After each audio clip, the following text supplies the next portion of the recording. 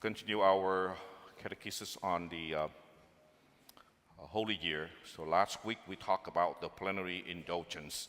So what is plenary indulgence? It is a grace that removes temporal punishment for sins that have already been forgiven, which means we already went to confession, sins are forgiven, but their punishment still remain because every sin occurs guilt and punishment. Confession forgives the guilt of a sin, while plenary indulgence removes the temporal punishment. And we also talk about ways to receive plenary indulgence. We talk about the first three ways.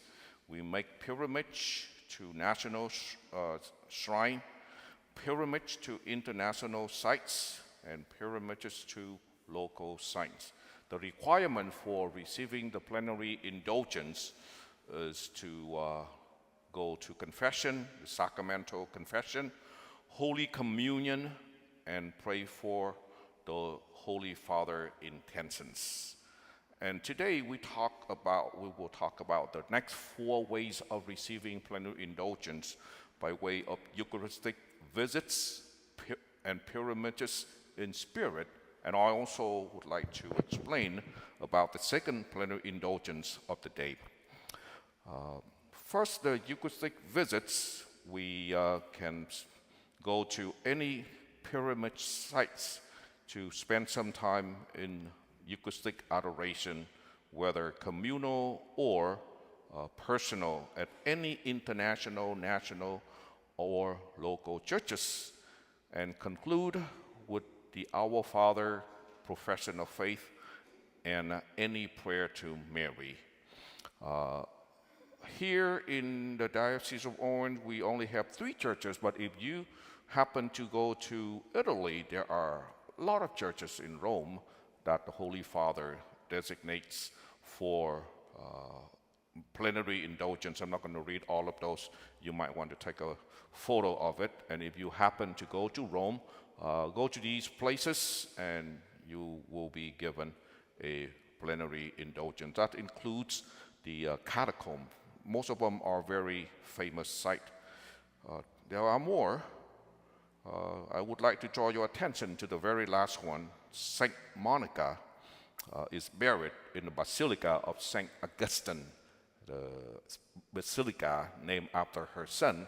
Every time I went to Rome for the past many years, I always stop by here. Quite interesting to see many parents to come here, pray for their troubled marriages and also their troubled children. So those are the places in Italy that if you happen to go making your pilgrimage this year, go there. And if you don't get to go, just stay around here. You can go to Christ Cathedral, San Juan Capistrano, Our Lady of Guadalupe in La Habra. Those are the 3 places that Bishop Van designated for us to receive our plenary indulgence. We also have pilgrimages in spirit. So what does it mean? Many people are unable to leave their house. There are places, especially the cloistered religious brothers and sisters. They are cloistered people. They don't go outside of their community. Or the elderly, the sick, prisoners, and caregivers. These can receive the plenary indulgence as well if they unite themselves spiritually with pilgrims by viewing online and reciting an Our Father and Creed. Viewing online meaning we can go to, especially EWTN, they have a lot of spiritual pilgrimages there for us to join them. I learned a lot by going online, joining their spiritual pilgrimages. Very interesting, very educational. It's called EWTN website.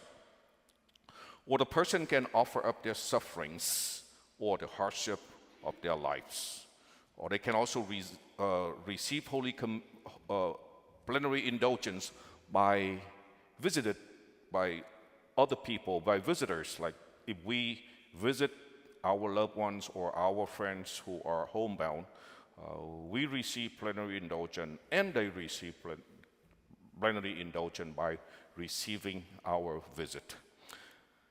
And in this year's, particularly, everyone can receive the second plenary indulgence in a day.